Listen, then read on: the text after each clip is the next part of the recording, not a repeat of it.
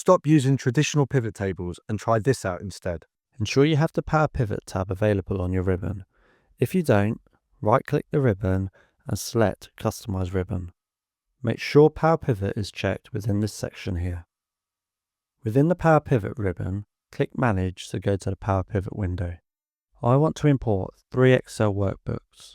To do this, click From Other Sources, scroll all the way down to the Excel file and then click Next. Click Browse and navigate to where your workbooks are saved. Select your first one and press Open. I want to use the first row as column headers, so I'll check that and then press Next. Select the source table you need. This is the one without the filter database text after it. Then press Finish. This import wizard should let you know if there's been any issues in the import, so if all okay, just close it out.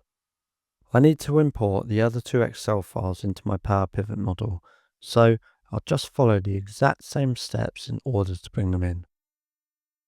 Once you've loaded all your data sources into Power Pivot, you need to create a relationship between them.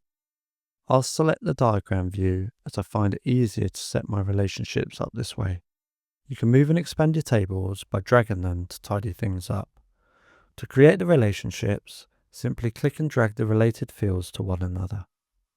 Customer ID links the customer table to the sales table, and product ID links the product table to the sales table. The customer ID and product ID contain unique values in the respective tables, but appear many times in the sales table, which creates the one-to-many relationship you see here.